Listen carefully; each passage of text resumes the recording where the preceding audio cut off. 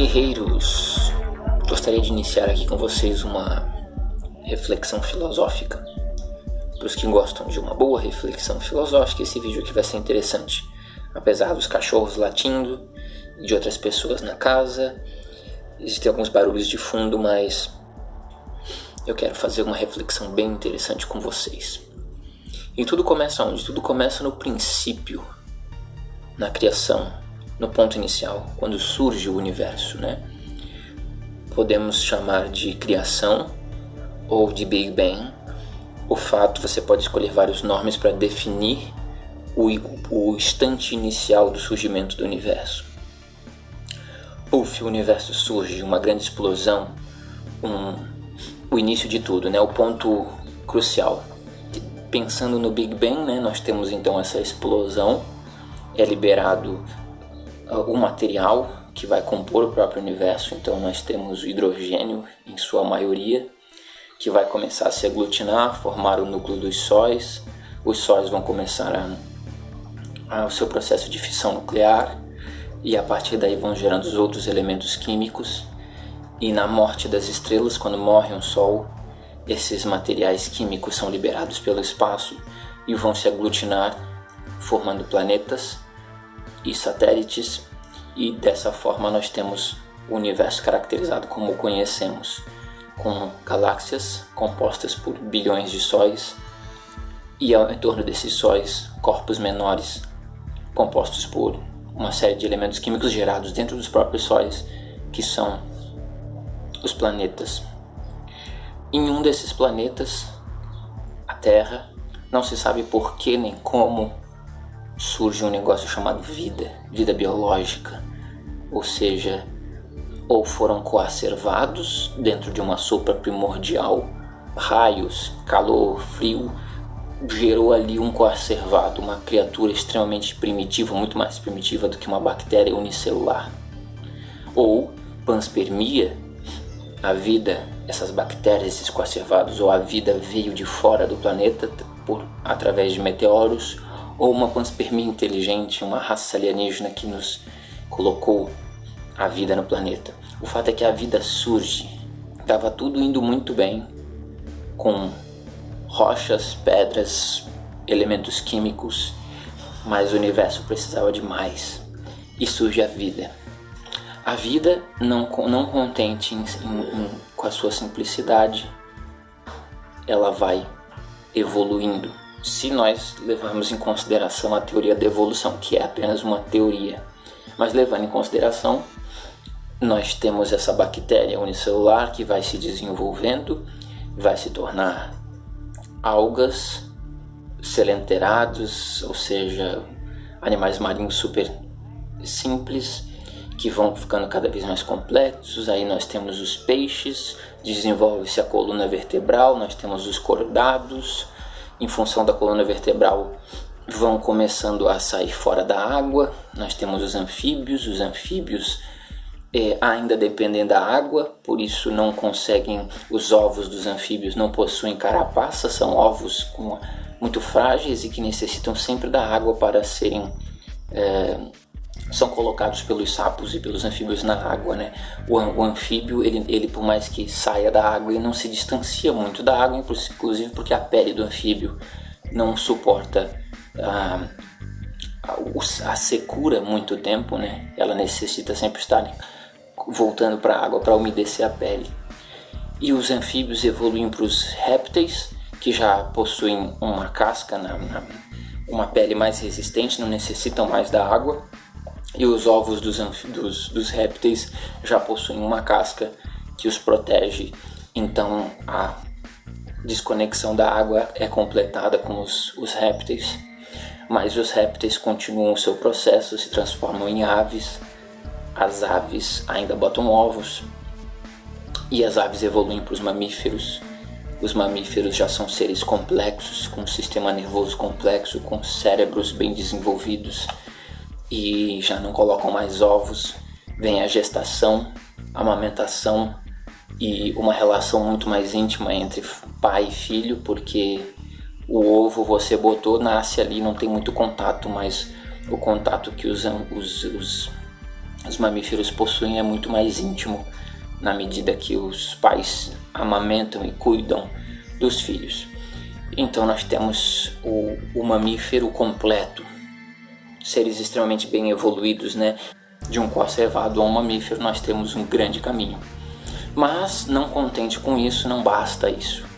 Um desses mamíferos, o macaco no caso, o primata, ganha consciência do próprio eu, se dá conta de si mesmo, olha para si próprio e fala: eu existo e o universo existe, eu estou aqui. E surge o homem. E o homem vai se aprimorando, vai construindo vilas, as vilas vão virando cidades, as cidades são grandes impérios, e existe a política, a filosofia, e existe o homem, e o homem se espalha pela terra, cria tecnologia, desenvolve sua sociedade, e nós temos 7 bilhões de seres humanos pensantes, com a consciência do eu, que é o grande mistério. E aí nós temos os 3 maiores mistérios: o surgimento do universo, o surgimento da vida e o surgimento da consciência humana. São os 3 maiores mistérios da existência. Agora, a grande questão, e chegamos ao ponto em que cá estamos nós, eu aqui e você aí, nós dois. Chegamos a este ponto crucial, depois de todo esse processo, cá estamos nós, filosofando, refletindo sobre este processo. E aí é que vem a pergunta cabal: por que há tudo isso ao invés de nada? Essa é a pergunta que foi feita pelos filósofos na Grécia Antiga. Essa é a maior pergunta que move a filosofia. Não há pergunta mais profunda do que essa. Todos os filósofos na história se depararam com essa pergunta: por que há a existência, por que há tudo ao invés de nada? Entre nada e a existência, pense comigo, entre não existir nada e existir um universo extremamente complexo, com todo esse processo que eu acabei de descrever para vocês, galáxias, sóis, planetas, vida, toda uma série de evolução entre os animais, o homem, a consciência e nós aqui. É um universo com bilhões de galáxias, com bilhões de sóis, com uma multiplicidade, uma complexidade incrível. Isso que eu nem falei da questão micro, né? Microcosmos, ou seja, átomos, elétrons, toda a parte da micro, a física quântica e as partículas subatômicas e como que isso tudo se desenrola. Nós nem estamos falando nisso, porque aí a coisa é muito mais complexa. Então, entre um universo absolutamente gigante, quase infinito, e infinito na sua complexidade, e nada, era mais fácil não haver nada. Concorda comigo, ou você acha que é mais fácil haver um universo complexo do que nada? A nossa lógica leva a crer que é muito mais simples não haver nada. Mas não há nada, não há o nada, ao todo há a existência está aqui. Então a gente se dá conta de que o universo, ele possui um propósito. É o que nós conhecemos na filosofia como telos, a palavra telos, que significa finalidade, propósito final. Gerou uma área de estudo que Aristóteles desenvolveu, chamada teleologia. É o estudo dos propósitos, é o estudo da última finalidade das coisas. O Aristóteles observou que todas as coisas no universo possuem uma finalidade. Todas as coisas possuem finalidade. Qual a finalidade de um copo? Conter líquido. Qual a finalidade de uma mesa? Servir de apoio. Qual a finalidade disso ou daquilo? Não há nada no universo que não possua um propósito. Se você encontrar um algo no universo, um objeto, uma coisa, um ente, uma entidade que esteja completamente isolado de todo o universo, ou seja, uma coisa que não sirva para absolutamente nada, não tem propósito, uma coisa sem finalidade alguma, ela não cumpre nenhum papel no universo. Mesmo se existisse algo que não possui finalidade nenhuma, não possuir finalidade nenhuma é a finalidade dessa coisa. Tá entendendo? Que não há realmente como escapar da teleologia de Aristóteles. Porque uma coisa que não possui nenhuma finalidade, a finalidade dessa coisa justamente é essa, não possuir finalidade nenhuma. Essa é uma finalidade. Então, todas as coisas possuem um propósito. E o universo? O universo possui um propósito? É isso que eu queria chegar aqui com vocês. Qual o propósito do universo? Não é nem qual, porque isso é uma resposta que nós nunca alcançaremos, nunca saberemos qual o propósito do universo. Mas o que eu quero colocar aqui é que há um propósito. Há um propósito. É impossível que do início da criação até o seu final, ou seja, até onde nós estamos aqui agora, é impossível que não haja um desenvolvimento ordenado e proposital. Eu não sei como explicar para vocês, mas vocês imaginem o seguinte: se não houvesse propósito algum, não haveria nem sequer o passo inicial. Vamos pensar de outra forma, vamos pensar num escultor que está esculpindo uma estátua de madeira. Ele pegou um torrão de madeira disforme e ele está ali esculpindo. Existem duas possibilidades. Primeira possibilidade: o escultor coloca uma faixa nos seus olhos e, de forma aleatória, ele começa a martelar aquela estátua, e quando ele tira a venda de forma aleatória e milagrosa, ele está diante de uma estátua da deusa Atenas, por exemplo. Essa é uma primeira hipótese. Segunda hipótese: antes de dar a primeira martelada no toco de madeira, esse artesão ele já tem a visão do final do projeto.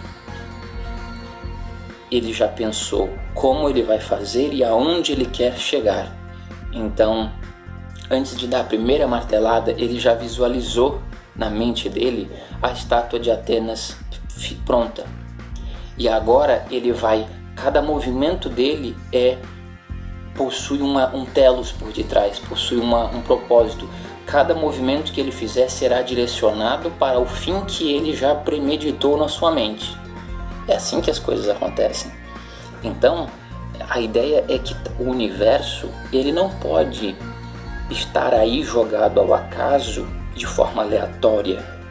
Ou seja, por propósito nenhum surge o universo. Por propósito nenhum. Por propósito nenhum surge a vida.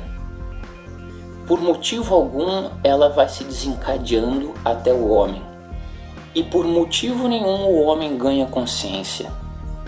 E por motivo nenhum eu estou aqui agora refletindo tudo isso com vocês. Não há propósito, não há finalidade, não há um porquê, não há um telos. Imagine dessa forma, não é esquisito pensar num universo que surge por propósito nenhum e que se desenvolve até aqui por absoluto acaso e aleatoriedade. Não há propósito, não há uma finalidade, não há um porquê. Então, no meu coração aqui, eu sinto que é impossível que o universo não possua um propósito. Porque até o Big Bang, ou seja, o ato da criação, o ponto inicial, né, quando o universo vem à existência, ele sai do nada, ou seja, a não existência ao nada. E do nada surge o ser, ou seja, a existência vem à tona a partir do Big Bang. Pode ser Big Bang ou pode ser qualquer outra coisa. O fato é que há um momento crucial em que o nada se converte em ser, em que o não ser se converte em ser, vem à existência. Esse é o que nós chamamos de ato da criação, de uma forma mais religiosa, e Big Bang de uma forma mais científica, mas é a mesma coisa, é o ato fundamental da criação, quando o nada se converte em existência. E se não houvesse propósito, o nada não se converteria em existência, o nada permaneceria estéril, permaneceria nada. Mas por algum motivo, por algum propósito, por algum porquê, em busca de algum algo, o nada vem à existência, se converte em existência. E a existência é complexa e está aí. Então, eu não consigo imaginar um universo que vem à existência e que chega aonde chegou sem haver um propósito que norteie, que trace um caminho para que as coisas cheguem ao ponto final onde estão chegando.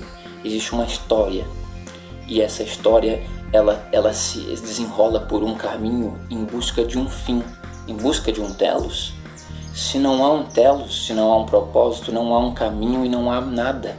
Nós não estaríamos aqui agora, estaríamos no absoluto nada. Inclusive eu tenho um vídeo aqui no canal onde eu fiz uma reflexão filosófica sobre o nada, porque para você entender um pouco melhor esse assunto que eu estou trabalhando, não basta entender o ponto da criação, aonde surge a existência, o universo.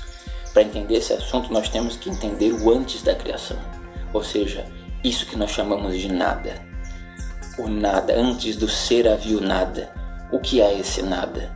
Eu coloco na descrição do vídeo aqui essa reflexão filosófica que eu fiz sobre o não ser, sobre o nada. E com esse vídeo aqui e com o vídeo sobre o não ser, sobre o nada, eu acho que nós podemos ter aqui uma reflexão bem completa sobre os propósitos últimos de toda a existência, né?